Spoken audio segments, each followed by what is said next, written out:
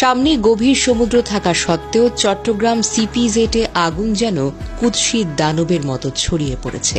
Fire সার্ভিসের সদস্যরা, নৌবাহিনী, বিমান বাহিনী মিলে চেষ্টা চালাচ্ছেন, কিন্তু আগুনকে পুরোপুরি নিয়ন্ত্রণে আনা সম্ভব হয়নি।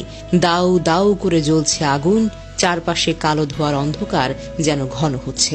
8 তলার ছাদ ভেঙে পড়ে, ভবনের দেয়ালগুলো ঝরে পড়েছে। প্রত্যেক মিনিট আগুনের বিস্তার দ্রুততর হচ্ছে, এমনকি পাশের 3 তলা ভবনও আগুনে আক্রান্ত হচ্ছে। আগুনের তীব্রতা এতটাই বেশি যে আধুনিক যন্ত্রপাতি ও রোবটের সাহায্যেও পরিস্থিতি নিয়ন্ত্রণের বাহিরে। চারপাশে গরমের তীব্র ঢেউ, কেঁপে ওঠা ভবন, বিস্ফোরণের দম বন্ধ করা শব্দ, সব মিলিয়ে যেন এক ভয়ঙ্কর বাস্তবতা। সিপিজেডের 700 শ্রমিক নিরাপদে সরিয়ে নেওয়া হলেও আগুনের দাপট এবং ধোঁয়ার ঘনত্ব পরিস্থিতিকে আরও বেশি বিপজ্জনক করে তুলেছে। ধার্য পদার্থের আধিক্য, পানির চাপের সীমাবদ্ধতা, সব মিলিয়ে এই আগুন যেন এক ভয়ঙ্কর ভয়ালো দানব, যা এক মুহূর্তেই সব কিছু ছড়িয়ে দিতে পারে। জানা যায়, চট্টগ্রামের সিপিজেড এলাকায় দুপুর 2টার দিকে যেন নরকের দরজা খুলে গেল। 5 নম্বর সড়কের একটি 7 তলা ভবনের 7 তলায় গুদাম থেকে উঠে এলো লেলিহান আগুনের শিখা। এমন তীব্র, এমন ভয়ঙ্কর যে চট্টগ্রামের মানুষের চোখে ধুলার মতো ঘুরে বেড়াচ্ছে এখনো সেই দৃশ্য। ভবনটি ছিল চিকিৎসা সরঞ্জাম এবং টুপি তৈরির কারখানা, যেখানে প্রচুর সুতা, কাপড় এবং ধার্য পদার্থ জমা ছিল। এই ধার্য উপাদানগুলো যেন আগুনকে একটা অদম্য মানবে পরিণত করেছে।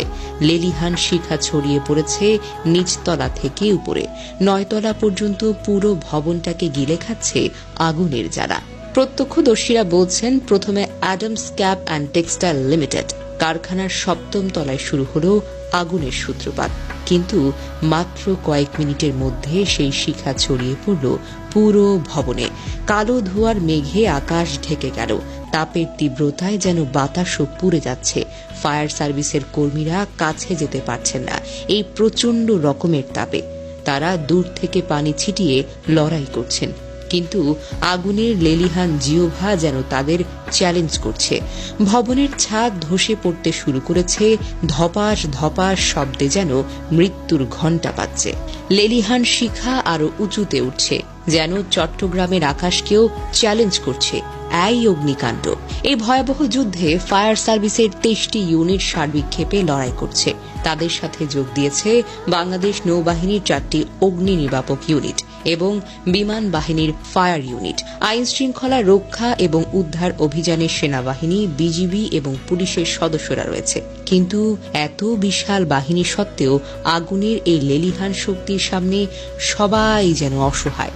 ভবনটিতে 2টি কারখানা ছিল, অ্যাডামস ক্যাপস অ্যান্ড টেক্সটাইলস এবং চীনা মালিকানাধীন জিহং মেডিকেল কোম্পানি লিমিটেড। 5 তলায় চলছিল জিহং মেডিকেলের কার্যক্রম। সেখানে 6 থেকে 700 শ্রমিক তৈরি করছিলেন surgical mask, PP and hand গ্লাভসের মতো চিকিৎসা সামগ্রী। 2-3 তলায় অ্যাডামসের সেলাই কাটিং বিভাগে প্রায় 400 জন শ্রমিক সেলাইয়ের কাজ করতেন। 6-7 তলা ছিল গুদাম, যেখান থেকে শুরু হলো এই নরকীয় আগুন। চট্টগ্রাম ইপিজেটে এখন শুধু একটি ভবন নয়, পুরো দেশের শিল্প নিরাপত্তা ব্যবস্থার মুখোশ পড়েছে। আগুনের তাপে শুধু ইট গাঁথনি নয়, আমাদের অবহেলা, প্রস্তুতির অভাব আর দায়িত্বহীনতাও ভস্মীভূত হচ্ছে। যদি এখনো আমরা শিক্ষা না নিই, আগামীকাল হয়তো কোনো আরেকটি ইপিজেড, আরেকটি গার্মেন্টস বা আরেকটি শহর হবে আগুনের শিকার।